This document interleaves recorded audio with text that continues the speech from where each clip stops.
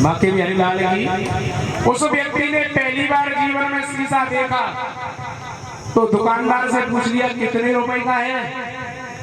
दुकानदार कहने लगा 2 रुपए का। कितने रुपए का? कितने रुपए का? 2 रुपए का।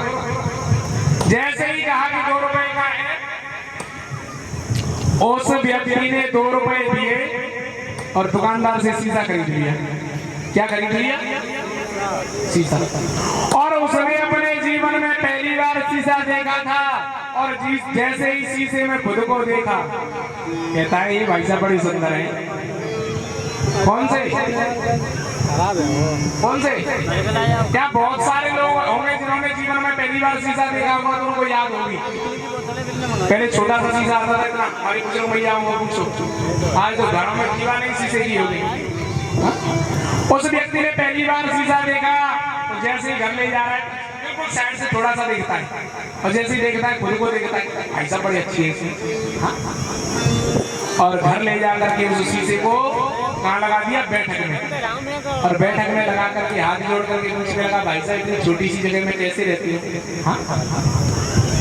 ठीक रहते हो इसमें? तो शीशे में से भी हाथ हो गई ठीक है। और भाई साहब बहुत अच्छी। इसने भाई साहब को हाथ जोड़े, भाई साहब शीशे में भी हाथ जोड़ोगे, ये बड़े सज्जन व्यक्ति है।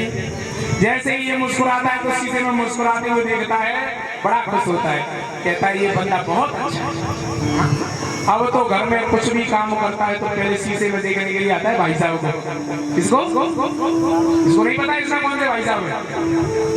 अब इसकी पत्नी को शक हो गई, बोले जब तक मेला नहीं गए थे तब तक तो सारा दिन मेरे पास बैठते थे, आजकल ये बैठक में बैठे रहते, क्या बात है?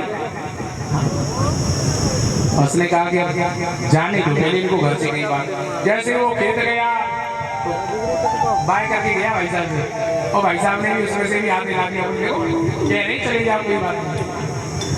वो तो गए खेत में, इतने में पत्नी आ गई। पत्नी ने अपना घूंघट उठाया और जैसे ही देखा, ओहो मेरे पति ने दूसरा विवाह कर लिया। क्या देखा? मेरे पति ने दूसरा विवाह कर लिया। उसने अपनी आंखें बड़ी बड़ी की, उसी से मेरी आंखें बड़ी बड़ी हो गई।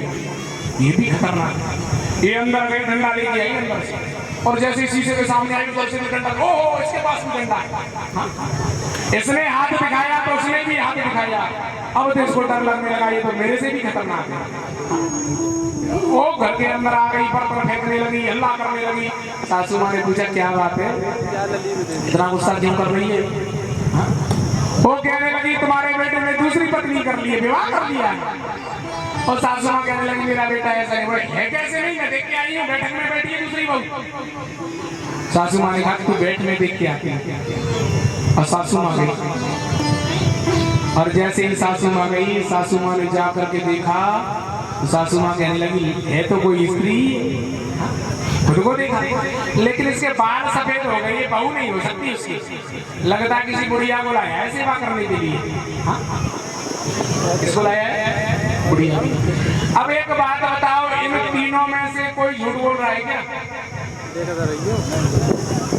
इन तीनों में से कोई झूठ बोल रहा है? तो क्या ये बताओ उसने दूसरा विवाह कर लिया है? इसका मतलब क्या है? हर दिखने वाली वस्तु सत्य नहीं होती। जो तुम देख रहे हो ना जरूरी थोड़ी वो ठीक हो। आप वही किया करो जो पुराणों में लिखा है, वेदों में लिखा है। अपने मन की बातों को मत किया करो, नहीं तो अंतर्गत तो पछताना पड़ेगा। हाँ, कथाओं में आजकल देखने को मिलता है सुपरस्टार शास्त्री। मुंबई भेजो उनको कथा के लिए, तो क्या है? व्यासाय विष्णु रूपाय व्यास रूपाय विष्णु। अरे भगवान सुखदेव भगवान का मंच है। हाँ, सुपरस्टारों की जरूरत नहीं है। तो ये भी याद रखो इस मंच की गरिमा। हर दिखने वाली वस्तु सत्य नहीं होती है। और सुनो एक घटना।